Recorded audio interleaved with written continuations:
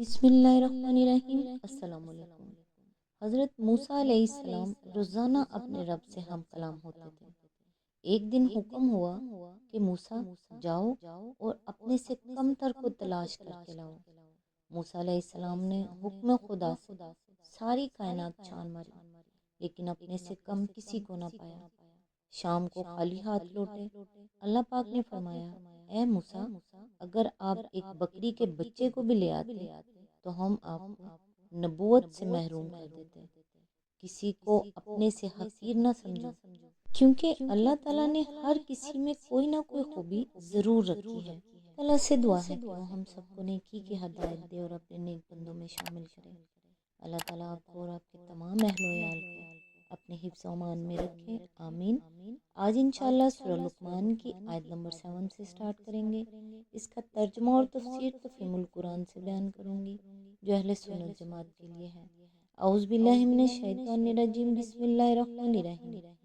اسے جب ہماری آیات سنائی جاتی ہیں تو بڑے گھمنڈ کے ساتھ اس طرح رخ پھیر لیتا ہے گویا کہ اس نے انہیں سنا ہی نہیں، گویا کہ اس کے کان بہرے ہیں۔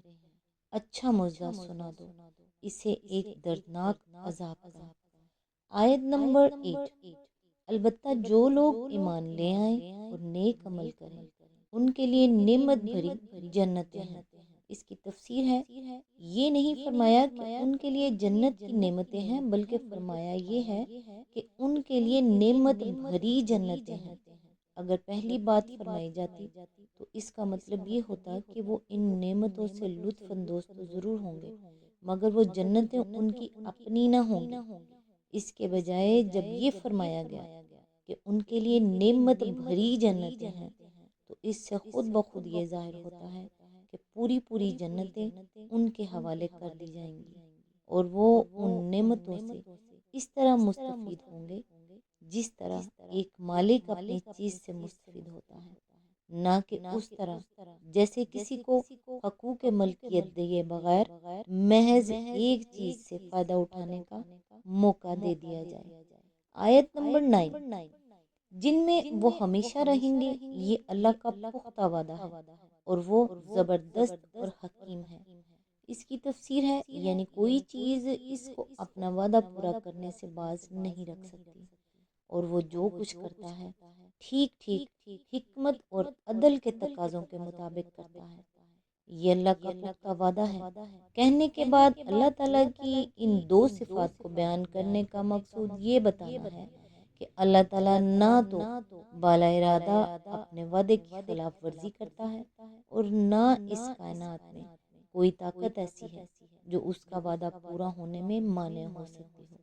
اس لیے اس امر کا کوئی خطرہ نہیں ہو سکتا کہ ایمان و عمل صالح کے انعام میں جو کچھ اللہ نے دینے کا وعدہ فرمایا ہے وہ کسی کو نہ ملے۔ نیز یہ کہ اللہ کی طرف سے اس انعام کا اعلان سراسر اس کی حکمت اور اس کے عدل پر مبنی ہے۔ اس کے ہاں کوئی غلط بخشی نہیں ہے کہ مستحق کو محروم رکھا جائے اور غیر مستحق کو نواز دیا جائے۔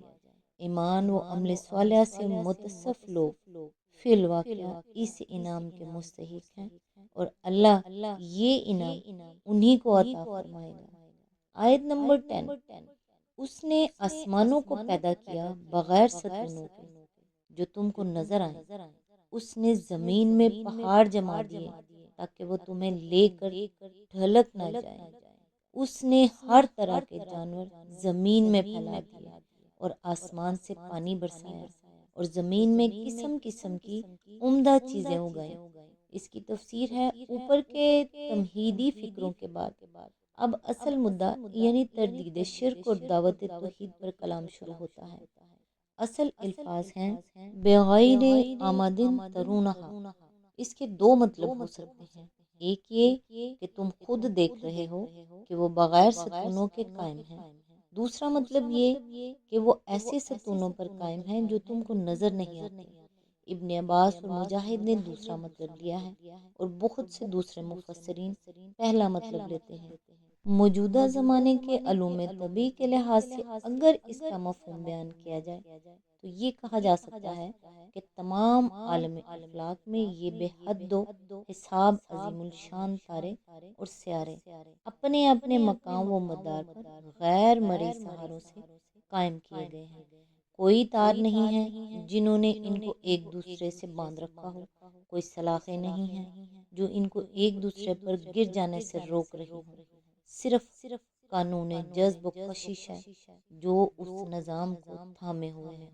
یہ تعبیر ہمارے آج کے علم کے لحاظ سے ہو سکتا ہے کہ کل ہمارے علم میں کچھ اور اضافہ ہو اور اس سے زیادہ لگتی ہوئی کوئی دوسری تعبیر اس حقیقت کی جا سکے۔ تشریح کے لیے ملاحظہ ہو تفہیم القرآن جلد 2 سورہ النمل حاشیہ نمبر 12 آیت نمبر 11۔ یہ تو ہے اللہ کی تخلیق، اب ذرا مجھے دکھاؤ ان دوسروں نے کیا پیدا کیا ہے۔ اصل بات یہ ہے کہ یہ ظالم لوگ سری گمراہی میں پڑے ہوئے ہیں۔ اس کی تفسیر ہے یعنی ان ہستیوں نے جن کو تم اپنا معبود بنائے بیٹھے ہو، جنہیں تم اپنی قسمتوں کا بنانے اور بگاڑنے والا سمجھ رہے ہو، جن کی بندگی بجا لانے پر تمہیں اتنا اصرار ہے۔ آج تک کے لیے بس اتنا ہی، نیکسٹ انشاءاللہ آیت نمبر 12 سے سٹارٹ کریں گے۔ تب تک کے لیے دعاؤں میں یاد رکھیے گا۔ اللہ حافظ۔